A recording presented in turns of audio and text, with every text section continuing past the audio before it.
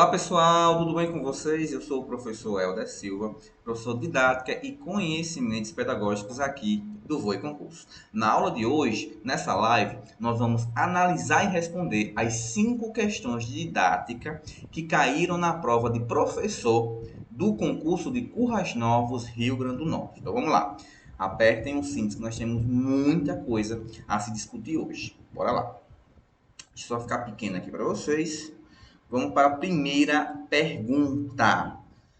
Questão número 1. Os estudos dos reconhecidos pesquisadores Demerval Saviani e José Carlos Libânio acerca da prática pedagógica atribuída à sala de aula evidenciam que essas práticas são influenciadas por distintas tendências ou teorias pedagógicas que marcam a história educacional brasileira.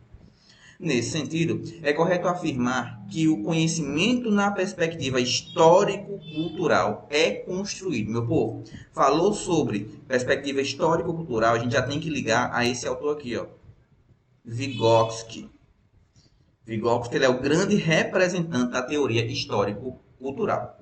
Ele vai falar que nós, seres humanos, nós somos seres históricos porque nós se constituímos em um determinado momento da história da humanidade. Além disso, nós também somos seres culturais, porque a cultura é um fator extremamente importante para o desenvolvimento humano. Inclusive, Vygotsky vai falar que é por meio da cultura, da mediação da cultura, que nós, seres humanos, nos diferenciamos dos outros animais. Até porque, para esse mesmo autor, apenas os indivíduos humanos são capazes de produzir cultura e serem produzidos também por essa cultura. Então, falou sobre perspectiva histórico-cultural, tem que ligar a Vygotsky. Pessoal, e Vygotsky é o quê? Vygotsky, ele é um interacionista. Vygotsky, ele é um interacionista. Ele é um dos grandes representantes dessa corrente dentro das teorias de aprendizagem. E os interacionistas vão falar que nós, seres humanos, se desenvolvemos, aprendemos por meio da interação com o meio social.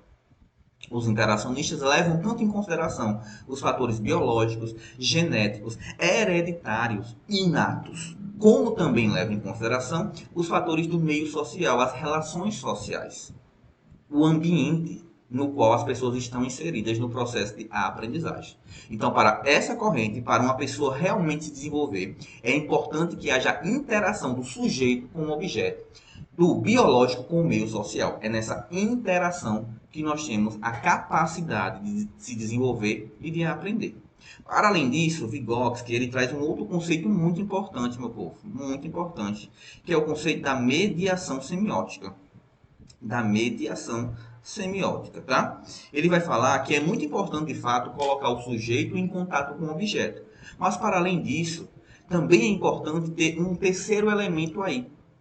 Quem seria esse terceiro elemento? O mediador, que vai fazer a mediação entre o objeto e o sujeito, entre o sujeito e o objeto, para facilitar o processo de aprendizagem do indivíduo. Então, a mediação é um conceito extremamente importante para Levi Vygotsky. Eu acho que depois dessa breve explanação, a gente já tem capacidade de responder a questão. Bora lá. Nesse sentido, é correto afirmar que o conhecimento na perspectiva histórico-cultural é construído na relação indivíduo com o meio, não é só na relação, é na interação ativa do indivíduo com o meio. E para além disso, é preciso aqui trazer a perspectiva da mediação. Então, o item A não está correto, falso. Item B, na interação, adorei, até porque Vygotsky é um interacionista, sujeito-objeto, biológico com o meio social, a partir de ações socialmente mediadas. Perfeito isso aqui. Está aqui nosso gabarito. Perfeito. Vamos ver a C. Na transmissão de conceitos científicos de imensa relevância ao desenvolvimento da sociedade, meu povo, Vygotsky, ele é um interacionista. E no interacionismo, as pessoas são vistas como ativas. Os estudantes constroem ativamente o seu conhecimento. Então, essa perspectiva de transmissão do conhecimento vai totalmente contra a construção do conhecimento. Na transmissão, nós temos um aluno passivo, que vai receber as informações de maneira receptiva do professor. Então, quando colocou a palavra transmissão, deixou o item incorreto, porque não tem articulação nenhuma com o interacionismo. Falso. D. Na relação vida-experiência e aprendizagem como meio de propiciar uma reconstrução permanente da experiência e da aprendizagem dentro da vida. Não, nada a ver com nada. Falou sobre perspectiva histórico-cultural, lembra logo de Vygotsky, um interacionista que fala sobre a importância da mediação para o processo de internalização dos conceitos e conhecimentos historicamente acumulados. Ok? Então, com certeza, a alternativa B. A alternativa B. Uma alternativa B. Vamos para 2. Questão número 2, olha só. As finalidades educacionais da educação básica, primeiro nível da educação escolar brasileira, encontram-se assinaladas na Constituição Federal, na atual LDB, Lei de Diretrizes e Bases da Educação Nacional. É importantíssimo, inclusive, saber o número da LDB, que é o número 9394/96. Muitas das vezes a questão não coloca o nome da lei e sim o número, por isso que é importante saber, perfeito? E nos demais documentos normativos correlatos.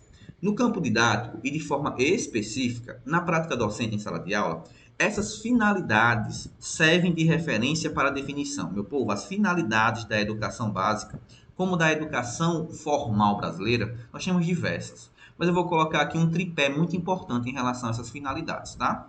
Deixa eu só colocar aqui, ó. Uma das primeiras finalidades da educação escolar e também do nível educação básica é o pleno desenvolvimento do educando. Pleno desenvolvimento do educando. Ou seja, é desenvolver integralmente os estudantes em todas as suas áreas, na parte física, intelectual, motora, psicológica, emocional, artística. Isso é o pleno desenvolvimento dos estudantes. É desenvolver integralmente em todas as áreas da vida dos educandos.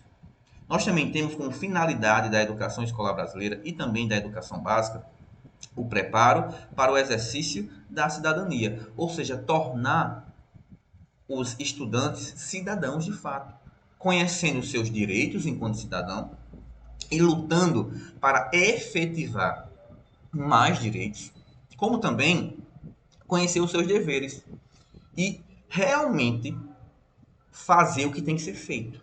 Uma pessoa, um cidadão, ele tanto conhece os seus direitos como também executa os seus deveres. O preparo para o exercício da cidadania. Como nós também temos a qualificação para o trabalho, é uma outra finalidade da educação escolar brasileira, como também da educação básica. Professor, é qualificação para o mercado de trabalho? Não. Quando eu penso em qualificação para o mercado de trabalho, eu estou pensando na qualificação em atender às necessidades do mercado de trabalho. O foco não é o estudante, e sim os interesses que estão presentes no mercado de trabalho. Quando eu falo em qualificação para o trabalho, eu estou focando no aluno. Eu vou qualificar esse aluno por meio de competências, habilidades, atitudes e valores, para que esse estudante, esse indivíduo, consiga chegar em qualquer ofício e desenvolver muito bem as suas incumbências. Nós temos diversas competências que nós precisamos desenvolver nos alunos durante toda a educação básica. Por exemplo, o senso de responsabilidade, a pontualidade, a assiduidade, a capacidade de lidar com conflitos, a liderança, e diversos outros. E diversas outras competências que precisam ser trabalhadas porque vão ser utilizadas e vão ser exigidas em qualquer trabalho que esses indivíduos forem desempenhar. Qualificação para o trabalho e não para o mercado de trabalho. Então aqui nós temos 3 finalidades clássicas da educação escolar brasileira e também da educação básica. E essas 3 finalidades, o professor vai utilizá-las para construir os seus objetivos de ensino. As finalidades vão servir como base para a construção do professor em relação aos objetivos de ensino. Não é a escolha do livro didático, não tem nada a ver. E as estratégias de ensino estão ligadas com a definição dos objetivos e não necessariamente com as finalidades da educação. E nem também do calendário escolar não, meu povo, são os objetivos de ensino. Se o professor tem como objetivo, como missão, atender a finalidade do pleno desenvolvimento do educando, ele precisa, nos seus objetivos de ensino, construir metas articuladas para fazer com que, de fato, o aluno ele se desenvolva integralmente. Se o professor ele sabe que uma das finalidades da educação básica é a qualificação para o trabalho, ele precisa criar objetivos, metas articuladas para atingir essa finalidade. Como também acontece no preparo para o exercício da cidadania. Então, com certeza absoluta, 2, alternativa C. 2, a alternativa C. As finalidades da educação básica servem como ponto de partida, como orientação para a construção dos objetivos de ensino. Vamos para 3. Olha só. Os estudos científicos do campo da didática defendem que a metodologia de ensino não é neutra, até porque, de acordo com Paulo Freire, nada é neutro na educação. Ou a educação está a favor da classe operária trabalhadora, com o objetivo de transformação social, ou a educação está voltada para atender os interesses da elite brasileira, para deixar, na verdade, a sociedade da forma que está, uma manutenção da sociedade. Ou está a favor de um, ou está a favor de outro. Meio termo, neutralidade, não existe para o nosso patrono da educação brasileira. Ela resulta do contexto e do momento histórico em que é produzido. Diante dessa afirmativa, é correto afirmar que a metodologia de ensino, compreendida como uma estratégia que visa garantir o aprimoramento, tanto individual como social, fundamenta-se na concepção de educação. Meu povo, aqui é escolanovismo, tá? Escolanovismo não pode ser tradicional. Porque na perspectiva tradicional, na tendência liberal tradicional, nós temos o professor como no centro do processo educacional e o aluno como sujeito passivo, receptivo, que vai absorver passivamente o conhecimento transmitido pelo professor. Então a preocupação aqui não é garantir o aprimoramento individual e social dos indivíduos, é adaptá-lo, adequá-lo à sociedade que já existe, na perspectiva tradicional.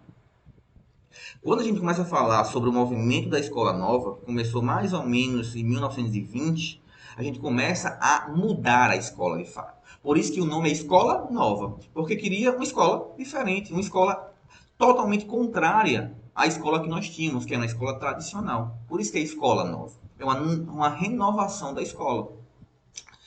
E nesse movimento escolar novista, o aluno ele passa a ser o centro do processo educacional. O professor, um facilitador, um auxiliar do estudante.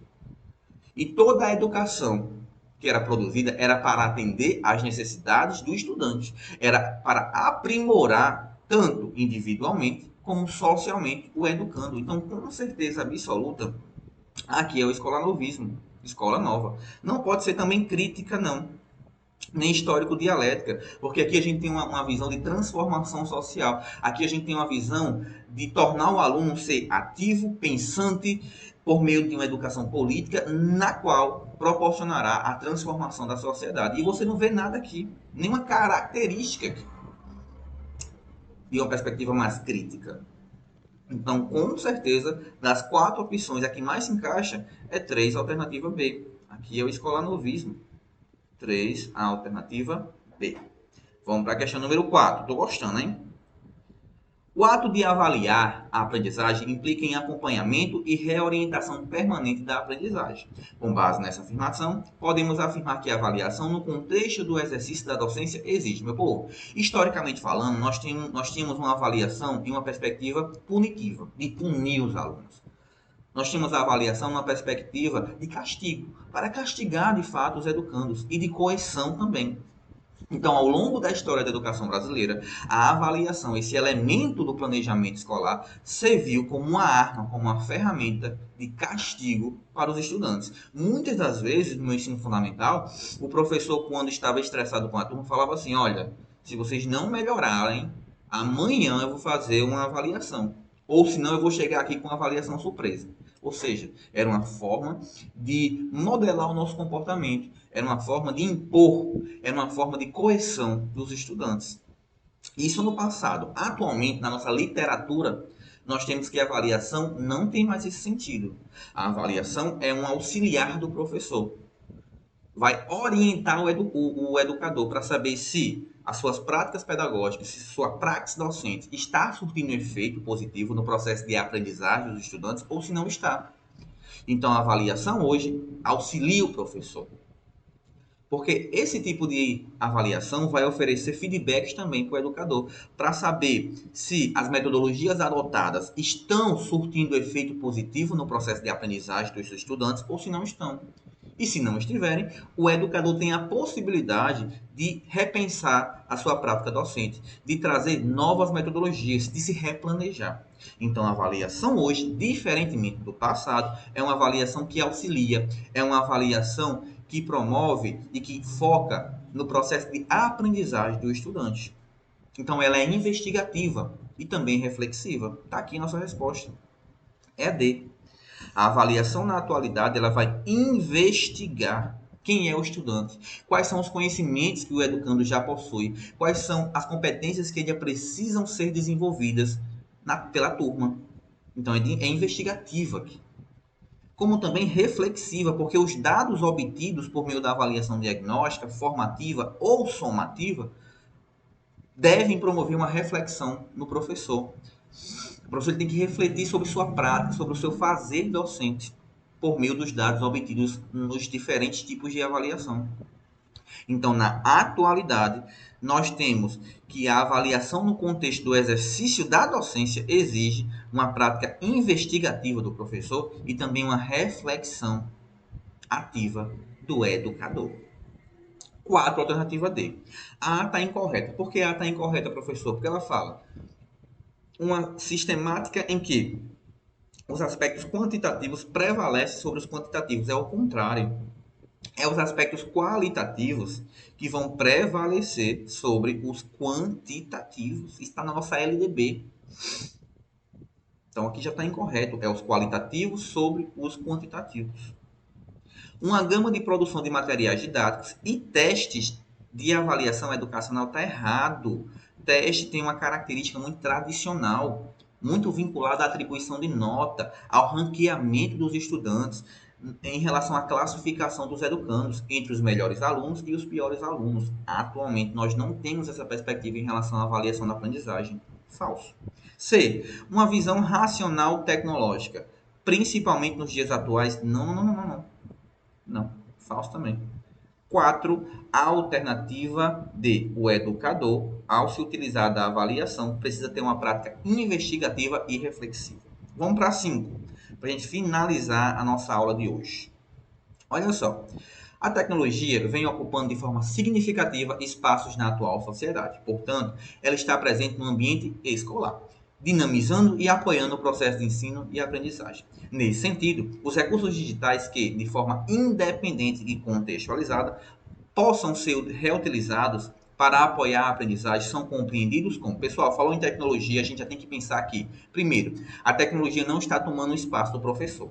Nós, educadores, continuamos sendo mediadores do conhecimento. Ou seja, continuamos sendo extremamente importantes para o processo de aprendizagem e desenvolvimento dos indivíduos. Segundo ponto, as tecnologias não são o centro do processo educacional. Não. As tecnologias são meios, são recursos, são objetos de aprendizagem que vão promover e melhorar e ampliar o processo de aprendizagem dos estudantes. Tanto as tecnologias irão ajudar o professor a aumentar a gama de possibilidades de recursos no processo de ensino, como as tecnologias têm o objetivo de promover uma aprendizagem mais significativa para o educando. Então, as tecnologias atualmente são recursos, são meios, são possibilidades, são estratégias, são objetos de aprendizagem que devem promover um processo de aprendizagem mais significativo, interativo e com maior engajamento dos estudantes. Então, falou em tecnologia, falou em recursos didáticos, está aqui, ó. São objetos de aprendizagem. 5, a alternativa C, meu povo. Não tenha dúvida em relação a isso. Não tenha dúvida. Tá? Perfeito? Então, olha só. Muitíssimo obrigado por estarem aqui. Muitíssimo obrigado por acreditarem no meu trabalho. Espero que eu tenha, de fato, explicado melhor para vocês as 5 questões de didática que caíram no concurso de Currais Novos, tá? E se tiverem alguma dúvida, podem me chamar tanto no Instagram, como também em outras redes sociais para a gente discutir um pouquinho mais, tá, pessoal? Me despeço de vocês. Espero que vocês tenham gostado e até outro momento. Tchau, tchau.